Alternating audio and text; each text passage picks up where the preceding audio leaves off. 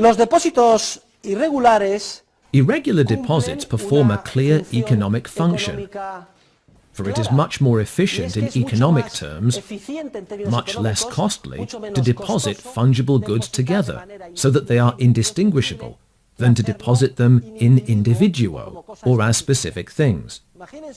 Imagine what it would cost if each farmer demanded to have his own particular sack of wheat guarded, with his first and last name on it, and not mixed with another's sack. We would put in sack after sack, and they would pile up. And when the first depositor came back, my word, this guy is insisting I give him his own numbered sack.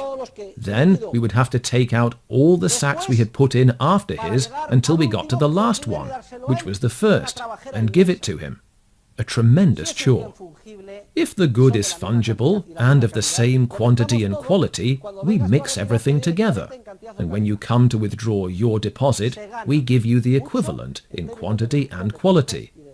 Much is gained in terms of efficiency and cost reduction.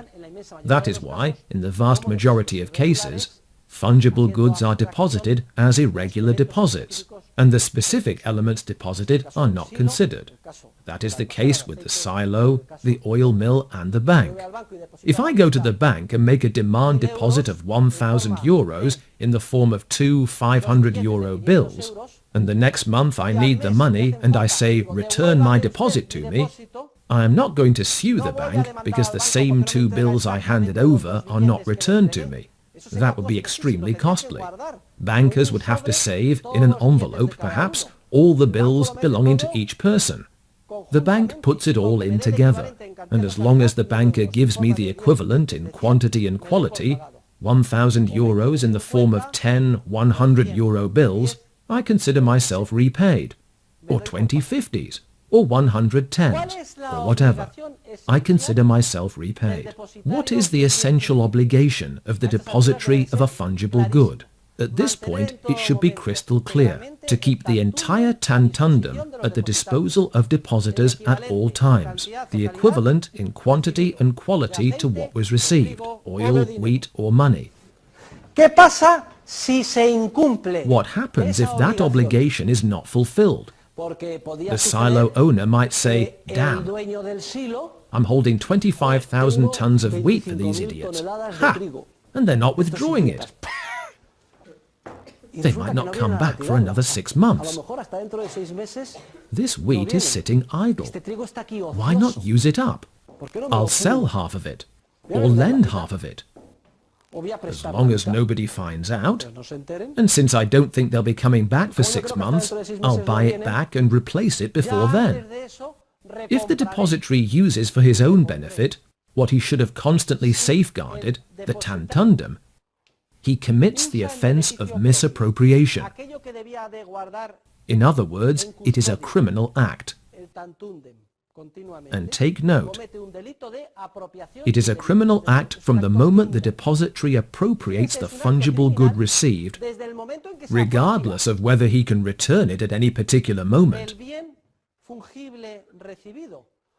This is the typical case of the cashier. The cashier says to herself, man, every weekend my company closes, and we have 1,000, 2,000, 3,000 euros in the till. And temptation comes.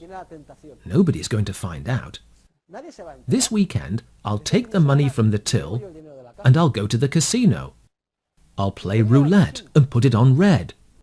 If the ball lands on red, I'll win twice that amount, and if it lands on black, I'll lose it all. But if the ball lands on black and I lose all the money, what will I do about the 3,000 euros? That won't be a problem either. I have 3,500 in the bank. It would be a real blow, but on Monday morning I could take 3,000 out of the bank and replace the cash in the till, and nobody would need to find out. Oh, I'm so smart! So, she takes the 3,000 euros and goes to the Madrid casino and puts it on red in roulette. Ching! The ball lands on red.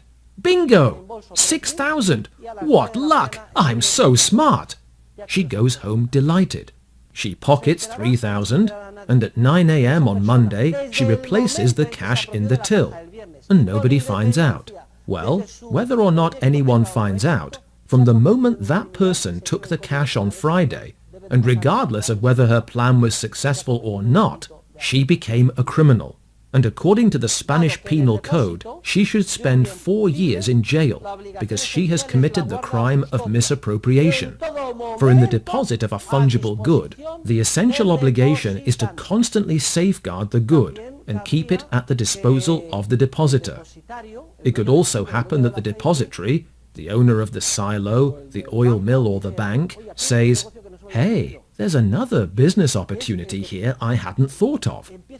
I could start issuing deposit receipts for an amount greater than what is deposited. So, you make a deposit, I give you a receipt. You make a deposit, I give you a receipt. You make a deposit, I give you a receipt.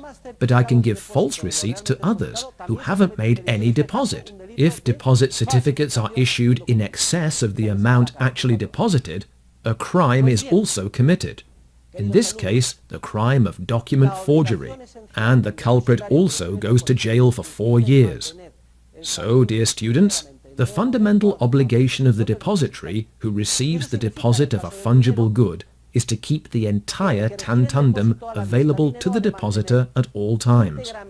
And in the case of money, that means that a person who receives a demand deposit of money must keep on hand the same number of monetary units originally received.